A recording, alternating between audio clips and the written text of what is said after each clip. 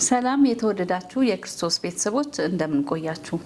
እንግዲህ ዛሬ መተናል በቤታ ሾው ከጄኤምኤም ቴሌቪዥን የሳምንታዊ የሆነው የቤተሰብ ፕሮግራማችን ነው። ከሳምንት የቀጠለ ፕሮግራም ነው ይዘንላችሁ የቀረብነው። ሳምንት እንግዲህ የተወሰነ ትምህርት እንደወሰዳችሁ ተስፋ አደርጋለሁ። ዛሬም ደግሞ ከአገልጋይ ኤፍሬም ግርማ ጋር የምናደርገው ቆይታ ይቀጥላል። አብራችሁ እንድትቆዩ በአክብሮት ጋበዝኩ። በድጋሚ አመሰግናለሁ አገልጋይ ኤፍሬም። እንግዲህ ሳምንት ብዙ ነገሮችን አንስተናል። በህመም ጊዜ አሁንም ወደዛው እንመለስና በህመም ጊዜ ለተከላ ስታደርግ ባለቤት ደግሞ በተመሳሳይ ጊዜ ልትወልድ ሆስፒታል ገብታ ነበር። እንዴት ነው አንተም ብቻህን ታግዘኝ ነበር ብለሃል በህመም ጊዜ፣ እሷ ደግሞ አሁን ሌላ ቦታ ናት፣ እሷም ሌላ ችግር ውስጥ ነው ያለችውና እንዴት አለፋችሁት? ያን ስሜት እንዴት ነው የምትገልጸው? እስቲ በሷም በኩል የነበረው ያ የሱኛው በጣም ያልጠበቅነው ነገር ነው የሆነው። እኛ እንደውም በቃ ባለው ፕሮሰስ ተስፋ ቆርጠንም ስለነበረ እንትንም ላይ አልነበርኩኝም። ኦልሬዲ ወጥቼ ነበረ፣ ከወረፋም ላይ ወጥቼ ስለነበረ ይሄ ከሰታል ብለን አላሰብንም። ግን ባለቤቴ ልትወልድ እንደ ነገ ሆስፒታል ሄደን ኦልሬዲ ቀጠሮ ይዘን ነገሮችን ጨርሰን ወደ ቤት ስንመለስ ነው የኔ የተደወለው ማለት ነው።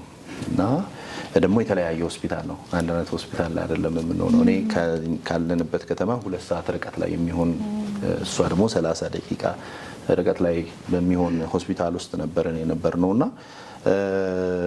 በጣም እንትን ነበረ ማለት ያልጠበቅነው ነገር ነበረ የሆነው ማለት ነው። እኔ ብቻዬን አልነበርኩም፣ እህቴ እዛ ስለነበረች እኔ ጋር እህቴ መጣች። ባለቤቴ ጋር ደግሞ ሌላ ወዳጆች ነበሩ፣ እሷ ከተከተለቻት እና ግን የነበረው ስሜት በጣም እንትን የሚል ነበረ። ሁለታችንም ኦፕሬሽን የነበረን ጠዋት ላይ ነበረ። ስለዚህ ጠዋት ላይ እሷም ኦፕሬሽን ክፍል እኔም እዛ ነበርኩኝ። ከዛ በኋላ የኔ ኦፕሬሽን ኦልሞስት ከ5 ሰዓት በላይ የፈጀ ነበረ። ልክ ከወጣው በኋላ ነው እህቴ ስልክ ይዛ መጣች ማለት ነው። እሷም ደግሞ ወልዳ ማለት ነው። እና ገና አልነቃውም እንትን ላይ ነኛውታ በጣም ብዙ እንትኖች አሉ፣ ማደንዝዣ ምናምን አለኝና በቃ እንደዚህ አየኋት፣ ደስ አለኝ፣ ደስ ብሎኝ ስቄ ግን በቃ ተኛው መልሼ ማለት ነው። እና በጣም እንትን ነበረ፣ በቃ ያልተጠበቀ ነገር ነበረ። ይሄ እግዚአብሔር በቃ እጅ ነው ያንን ያደረገው በእኛ ህይወት ውስጥና ያልጠበቅነውን ነገር ነው እግዚአብሔር ሰርፕራይዝ ያደረገን። እና እኔም አዲስ ህይወት ነው የምለው፣ ምክንያቱም እነዛ 4 አመታቶች ያሳለፍኳቸው ከባድ ነበሩ እና አዲስ ህይወት እኔም እንደገና ደግሞ በጎንና ሌላ ደግሞ አዲስ ህይወት ነው እንደተወለድኩ አሁን አብረን ነው የምናከብረው ማለት ነው። እና በጣም የሚገርም ጊዜ ነበረ። እንግዲህ ባለቤት አገልጋይ እንደሆነች ገልጸህልናል። አዎ አገልጋይ ነች። እንዴት ነው ሁለት አገልጋይ አንድ ቤት የሚመራው? እስኪ ንገረኝ። ባለቤቴ ፓስተር ነች። በፔንቴኮስታል ቸርች ላይ ሲኒየር ፓስተር ሆና ነው ቤተክርስቲያን የምትመራው። እንግዲህ ሁለት አገልጋይ ከአንድ ቤት የሚለው ሀሳብ ያ ምንድነው? እኛ ቤት ውስጥ እኔ አንድ እንትን አለኝ፣ ሀሳብ አለኝ። ሁሉ ጊዜ የእህቶችን አገልግሎት በጣም እደግፋለሁ። እህቶች ወደፊት እንዲመጡ እንዲያገለግሉ እግዚአብሔር በውስጣቸው ያለውን ነገር እንዲገልጡ በጣም እፈልጋለሁ እና አንደኛው ሌሎች ከማረጋቸው ነገሮች ባሻገር በዋናነት ያንን ምገልጠው በባለቤቴ ነው እና ስለዚህ በጣም የሷ አገልግሎት ደጋፊ ነኝ በጣም ማለት ነውና ማንን በጣም ታደንቃለህ ብትኝ ባለቤቴ ነው አደንቃለሁ ምንሽ ማለት ነውና በጣም ነው ሰፖርት ማረጋት። እሷም በተመሳሳይ በጣም ነው ሰፖርት የምታደርገኝ። አገልግሎታችን የተለያየ ነው። የኔ አገልግሎት ትንሽ ከባድ ነው ከሷ፣ ያው ልዩነትም ባይኖረው ግን እሷ በቸርች ላይ ነው የምታገለግለው፣ እኔ ደግሞ በጣም ዞራለሁ። ያ ደግሞ ትንሽ እንትን ያደርገዋል፣ ከባድ ያደርገዋል የሚመጣውን ኃላፊነት ማለት ነው። ግን በዛው ልክ ደግሞ በጣም ደስ የሚል ነው። ልጆቻችን ሁለቱም እናትም አባትም አገልጋዮች ናቸው። የሚያዩት ነገር ሁሉ ጊዜ እግዚአብሔርን ነገር ነው በቤትና ያ ደግሞ በጣም ደስ ይላል። በጣም አመሰግናለሁ። እንግዲህ አንተ ደግሞ እንዳልከው ትዞራለህ ወንጌልን ልትሰብክ በተለያዩ ሀገራትና እሷ ከአገልግሎቷ ጋር ቤቷን ልጆቿን እንዴት ነው ማኔጅ የምታደርገው? እስኪ እሱን ንገረኝ። ጀግና ነች በጣም ማለት ነው። ፉል ታይም ነው የምታገለግለው አገልግሎቷ። እኔ ከወጣሁኝ እንደው በትንሹ አንድ ሀገር ከወጣሁኝ 2 ሳምንት ቆያለሁ በትንሹ ማለት ነው። ካለበለዚያ 1 ወር ልቆይሉ የምችልባቸው የተለያዩ ፕሮግራሞች ከሰራን 1 ወር ልቆይባቸው የምችልባቸው አጋጣሚዎች አሉና በዛ ሁሉ ውስጥ ሙሉ ጊዜ እያገለገለች ከእንደገና ደግሞ 4 ልጆቿን በደንብ አድርጋ ነው ቴኬር የምታደርገው ማለት ነው።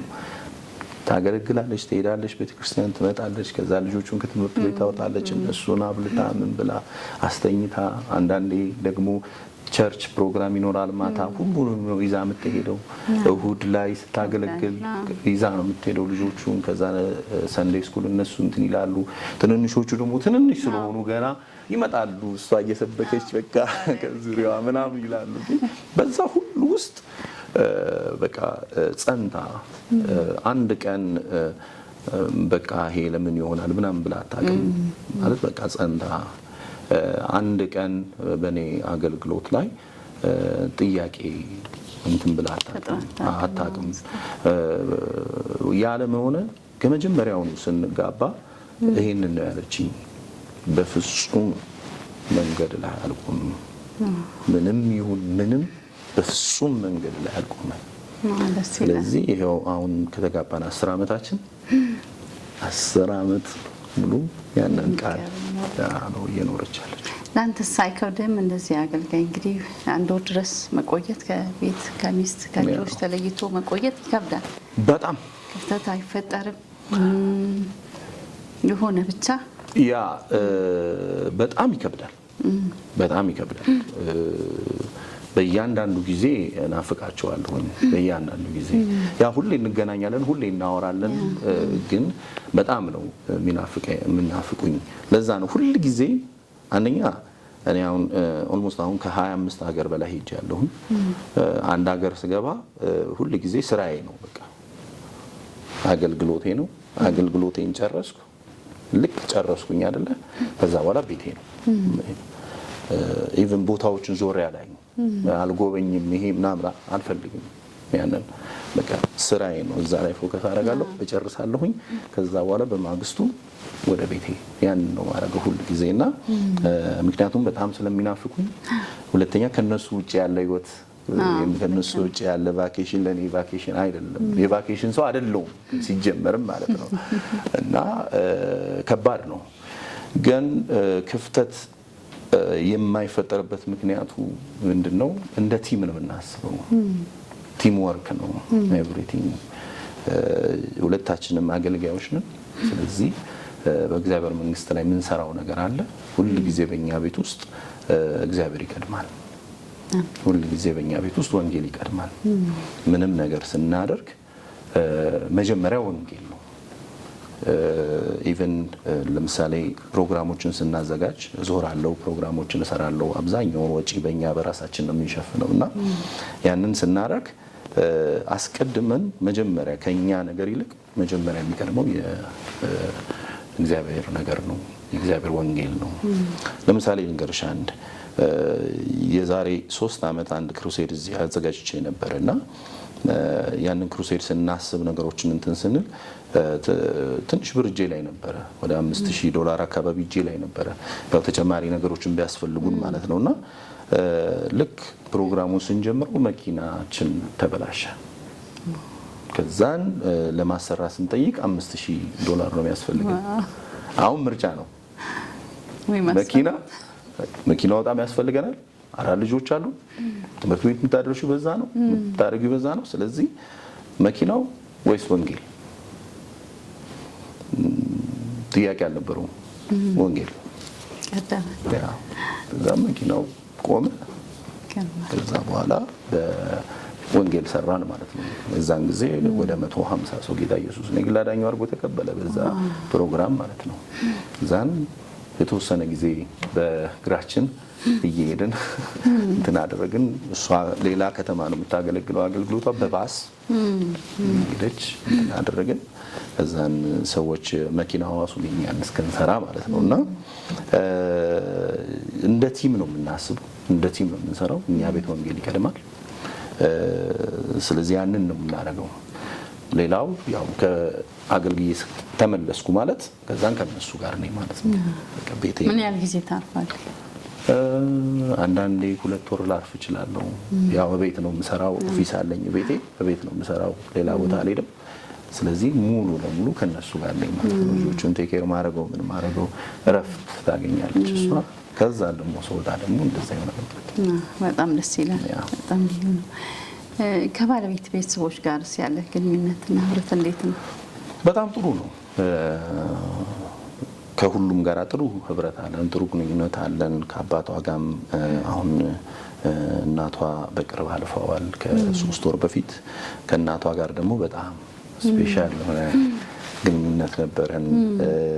የኔ አገልግሎት የመጀመሪያ ደጋፊ እሷ ነች። በምንም ነገር በቃ የመጀመሪያ ደጋፊ፣ ምንም ነገር እናውራት ካላት ትንሽ ነገሯ ላይ ምናምን ይሄ ለዚህ ይሆናል ምናምን ብላ እንትን የምታደርገው እሷ ነች። እና ከአባቷ ጋርም ጥሩ የሆነ ህብረት አለን። ከእህቶቿ ጋር በጣም ጥሩ ግንኙነት ነው ያለን። ከአንተ ቤተሰቦች ጋር በቃ አልተታረክም? ከዛ በኋላ ያው እንገናኛለን። ከወንድሜ ጋር አንገናኝም ጭራሽ። ከእናቴ ጋራ ያው እናወራለን። ይሄ ስመጣ አገኛታለሁ፣ ሁሌ እናወራለን፣ እንደዋወላለን። ግን ያው ምንም እስካሁን ጌታን የተቀበለ ሰው የለም። እህቴ አሁን እዛ ስዊድን ሀገር የምትኖረው እህቴ ሙስሊም ነበረች፣ ለ10 ዓመት ሙስሊም ነበረች። መጣች እኛ ጋራ እኔ እንትን ለማለት ከእንደገና ኩላሊት ልትሰጠኝ ነበር የመጣችው። ያው ሆስፒታሉ እንትን ብሎ እምቢ ብሎ ነው እንጂ እሷ ነበረች ኩላሊት ልትሰጠኝ የመጣችው። እዛ ባለችበት ሁኔታ ከኛ ጋር ስታሳልፍ አብራ እንትን ስትል ያው እኛ የሆነ ነገር አደረግን ባንልም እግዚአብሔር ቸርነት ስለሆኑ የሚያደርገው ብቻ በምታየው ነገር እያለፍን ባለንበት ሁኔታ ውስጥ ደግሞ ኢየሱስ እንዴት እንደሚመለክ እንዴት ቅድሚያ እንደሚሰጠው ምናምን የምታይባቸው ያ በጣም ህይወቷን እንትን አደረጋት። መጨረሻ ላይ ምርኮ አግኝተሃል። በጣም ደስ ይላል። እንግዲህ አገልጋይና ትዳሩ በሚለው ነው እንግዲህ ይህም ዋናው ፕሮግራም አላማው እና እስኪ አገልጋይና ትዳሩ እንዴት ይሁን ትላለህ? እንዴት ትዳሩን ይምራ ትላለህ? አንድ አገልጋይ አገልጋይና ትዳር ያው ለአገልጋይ ትዳር በጣም እንግዲህ በሁለቱም ወገን ማለት ነው፣ በእህቶችም በወንድሞችም መንገድ ትዳር በጣም ወሳኝ የሆነ ነገር ነው። በአገልጋይ ህይወት ውስጥ ትልቅ የሚያሳርፈን ፎከስ እንድናረግ የተጠራንለት ያ ጥሪ ላይ ፎከስ እንድናረግ የሚያደርገን ነገር ነው። ግን በአገልግሎት ውስጥ ስንኖር ትዳራችን ላይ በጣም ትልቅ የሆነ እንትን ማድረግ አለብን፣ ትኩረት መስጠት አለብን ብዬ አስባለሁኝ። ምክንያቱም ቤታችን ከተነካ ሌላው ነገሮቻችን ሁሉ ይነካሉ እና ቤታችን ላይ በብዙ መስራት አለብን። ትዳራችን ላይ በብዙ መስራት አለብን። በትዳራችን ውስጥ ግልጽነት ሊኖር ይገባል ብዬ አምናለሁኝ። ያ ግልጽነት ሲኖር፣ ያ መነጋገር ሲኖር ትዳራችንን፣ ቤታችንን በደንብ አድርገን መያዝ፣ ልጆቻችንን በደንብ አድርገን በእግዚአብሔራዊ መንገድ ማሳደግ እንችላለን ብዬ አስባለሁ። አይሽ አንዳንዴ ለቤታችን ለትዳራችን ትኩረት ሳይኖረን ሲቀር እንዲሁ አገልግሎት በቃ አገልግሎት ነው ብቻ ስንል ልጆቻችን በእኛ ምክንያት ኢየሱስን ይጠሉታል። ምክንያቱም ኢየሱስ ለነሱ አባታቸውን የሚወስድ ኢየሱስ ለነሱ ገባሽ የአባታቸውን ትኩረት ያሳጣ ይመስላቸዋል እና ወይ እናታቸውን ትኩረት ያሳጣ ይመስላቸዋል እና ቤታችን በጣም እንትን ቀዳሚ መሆን አለበት። የኔ ቤት እግዚአብሔር፣ ትዳሬ፣ ከዛን አገልግሎቴ ከቤቴ በላይ አይደለም። ልጆቼና ትዳሬ ከእግዚአብሔር በታች ናቸው። ከዛን አገልግሎቴ ቀጣይ ነው። ስለዚህ ሁሉ ነገር መጀመሪያ ቤቴ፣ ትክክል መሆኑን አረጋግጬ ነው ከዛን አገልግሎቴ ጋር የምመጣው ማለት ነውና ትዳራችንን እና ቤታችንን በአግባቡ መምራት አለብን። በእግዚአብሔራዊ መንገድ መምራት አለብን። የሚገባውን ትኩረት መስጠት አለብን። የሚገባውን ጊዜ መስጠት አለብን። ከዛ የሚወጣ አገልግሎት ያምራል። ከዛ የሚወጣ አገልግሎት ብዙዎችን ይፈውሳል፣ ብዙዎችን ይለውጣል ብዬ አምናለሁ። አገልጋይ ብዙ ጊዜ ውጭ ላይ ነው የሚያገለግለው፣ ወይ ቤተክርስቲያን ወይ ሌላ ወጣ ብሎ እንዲህ ወንጌል ስርጭቱም ላይ ልጆቹ ላይ ወይ ባለቤቱ ላይ ወንጌል መስራት ላይ እንዴት ነው ህይወታቸውን ማሳደጉ ላይ እንዲጠነክሩ ማድረጉ ላይ እንዴት ይውተላል? ያ እንግዲህ እኔ ማምነው ቤተክርስቲያን የሚጀምረው ከቤት ነው። አገልግሎት የሚጀምረው ከቤት ነው። ቤት ካላገለገለን ቤታችንን በደንብ ካልመራ ነው ትዳራችንን በደንብ ካልመራ ነው ውጪ ላይ የፈለግነው ነገር ብናደርግ ያው በአገልግሎታችንም ላይ ጥቁር ጠባሳ እንደመጣል ነው የሚሆነው ብዬ አምናለሁኝ። ምክንያቱም በውጭ ላይ የትኛውንም ያህል ከፍታዎች ልንሄድ እንችላለን፣ የትኛውም ያህል መንገድ ልንሄድ እንችላለን። ምክንያቱም የውጭው የጸጋ ጉዳይ ነው፣ ከኛ የሚመጣ ጉዳይ አይደለም። እኔ አገልግሎት የኔ ፐርፎርማንስ አይደለም፣ ከራሴ የኔ ብልጠት የኔ እውቀት የሆነ ነገር የሚያመጣው ነገር አይደለም። በሱና በሱ ነው። አገልግሎቴ የኔ አይደለም፣ የሱ ነው። ቤቴ ግን የራሴ ነው። ትዳሬ ግን የራሴ ነው። ልጆቼ ግን የራሴ ናቸው። ስለዚህ የራሴ የሆነ ነገር ላይ መስራት አለብኝ ብዬ አምናለሁኝና አገልጋዮች ቤታቸው ላይ መስራት አለባቸው፣ ልጆቻቸው ላይ መስራት አለባቸው። ያ አምናለሁ ማለት ልጆቻችን ላይ እንሰራለን። እኔ እንደዚህ ነው ማለት ልጆቻችን ላይ እንሰራለን።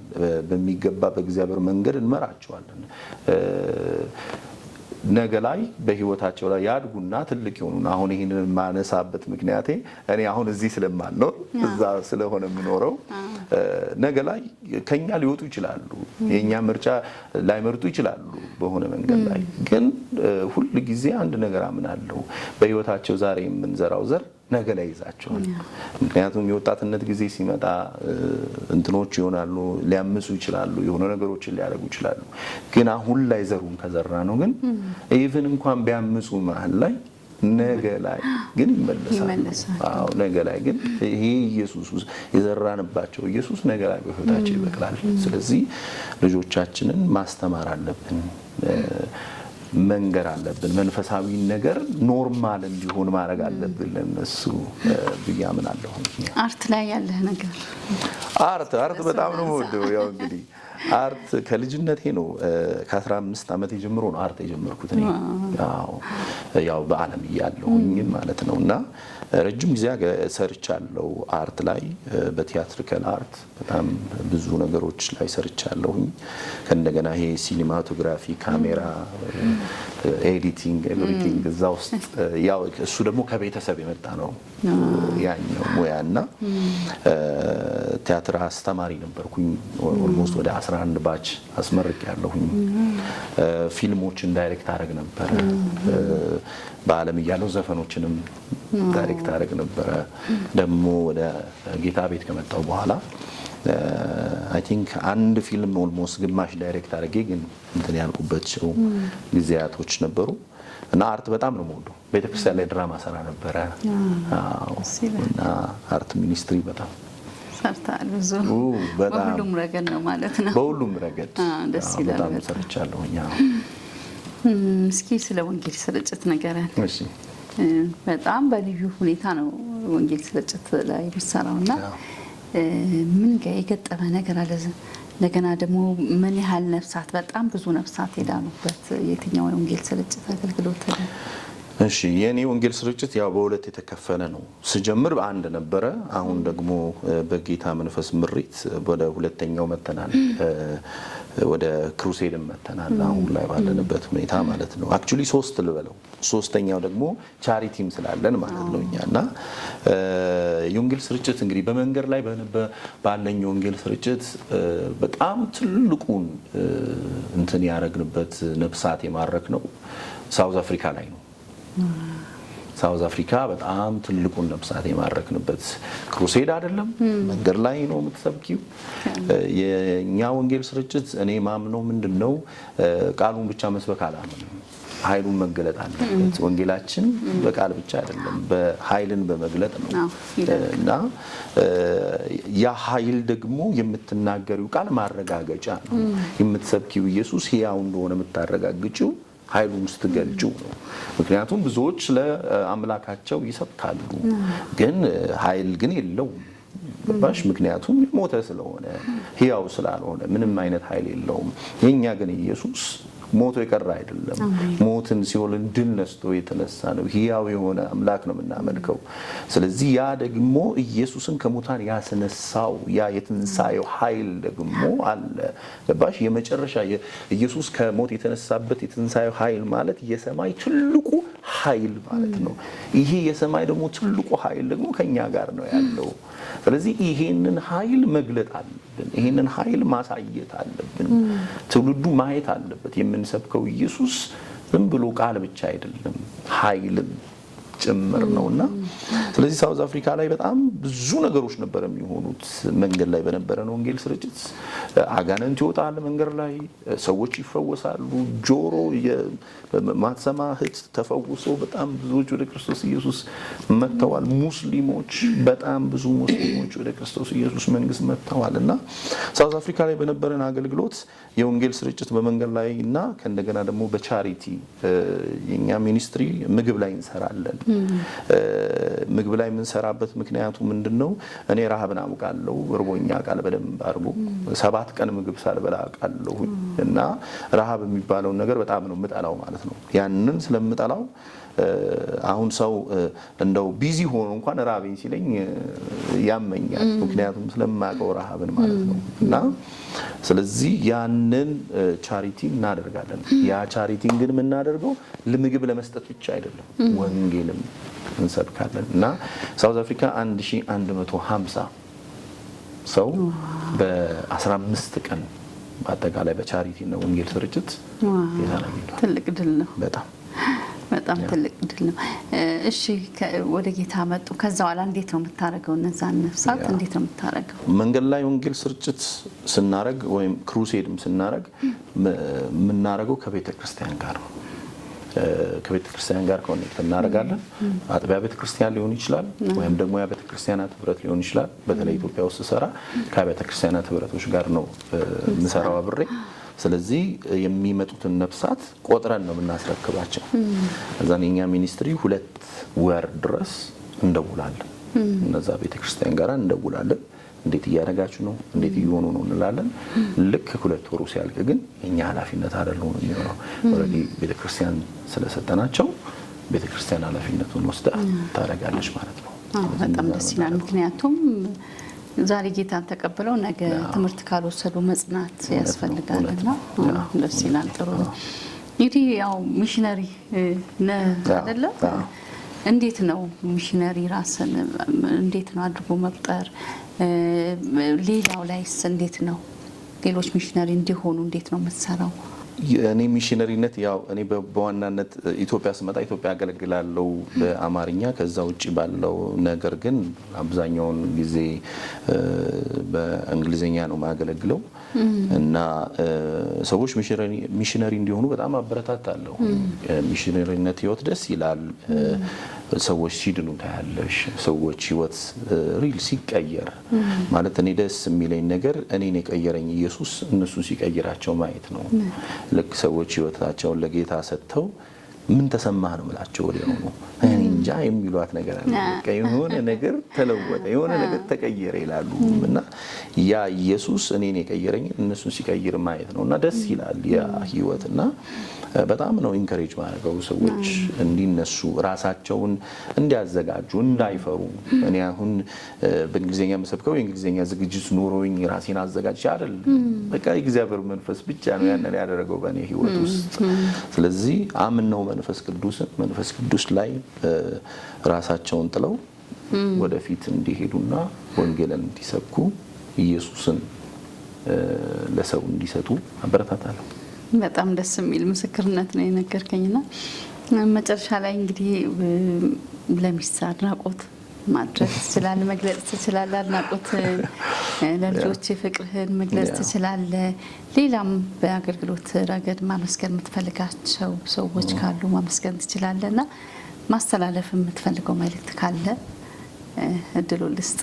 እሺ፣ ያ ሚስቴና ልጆቼ እኔ ብቸኝነትን አውቃለሁ። በጣም ብቻዬን ሆኜ ያውቃለሁኝ። ከቤተሰብ ከወጣሁ በኋላ በብዙ ሰው ናፍቆኝ ያውቃል። ሰው እያለኝ ግን ሰው ናፍቆኝ ያውቃል እና ሚስቴና ልጆቼ የኔ ሙላቶች ናቸው። ያንን የረሳሁባቸው ናቸው ማለት የናፈቀኝን ሰው የረሳሁባቸው ናቸው እና በጣም ነው ሚስቴ የምወድሽ። ይህንን ስለ አማርኛ ስለምትረዳ አንደርስታንድ ታደርጋለች ያንን እና በጣም ነው የምወድሽ፣ በጣም ነው የማፈቅርሽ። አንቺ ለኔ ድንቅ ስጦታ ነሽ እና እግዚአብሔር አንቺን ስለሰጠኝ በጣም አመሰግነዋለሁ። ሁሌ እንደምልሽ አንቺን እንደ ሚስቴ ብቻ አይደለም የማይሽ፣ እንደ እግዚአብሔር ሴትም ነው። አንቺ የእግዚአብሔር ሴት ነሽ። ኦነር አደርግሻለሁ። አንቺ ውስጥ ያለውን የእግዚአብሔርን ጸጋ እቀበላለሁ እና አንቺ የኔ ፓስተር ነሽ። ደስ ይለኛል በጣም እና ልጆቼ እወዳቸዋለሁ። ሁሉ ነገሮቼ ናቸው። ያው እነሱ ይተረጉምላቸዋል አማርኛ አያውቁም። ሌላ የምታስተላልፈው መልእክት ስለ ወንጌል? እንግዲህ ሌላ ላስተላልፈው የምችለው ስለ ወንጌል ምንድን ነው? የመጨረሻ በዓለማችን ላይ ኦልሞስት 8 ቢሊየን ህዝብ አለ። ከ8 ቢሊየን በጣም በቃ ተጣርቶ ቦርናጌን ያደረገ ሳይሆን ቦርናጌን ካደረገው ጋር በአጠቃላይ ክርስቲያን ተብሎ የሚጠራው 2 ቢሊየን ህዝብ ነው ያለው። 6 ቢሊየን ህዝብ ወደ ሲኦል ነው የሚሄደው። ያው ከ2 ቢሊየኑም ደግሞ ብዙ እንትን የሚሉ አሉ። በአጠቃላይ አሁን ባለን ስታቲክስ በአጠቃላይ 800 ሚሊየን ቦርናጌን ክርስቲያን ነው ያለው እና በጣም ብዙ ይቀረናል። ወንጌልን መስበክ አለብን። እግዚአብሔር በሰጠን በሁሉም ነገሮች በሚዲያ ይሁን ሄዶ ይሁን በየትኛውም መንገድ ወንጌል መሰበክ አለበት። ይሄ የወንጌል ጊዜ ነው። መንፈስ ቅዱስ በዚህ በመጨረሻው ዘመን የመጨረሻውን ዘመን ሪቫይቫል ሊያመጣ በደጅ ነው ያለው።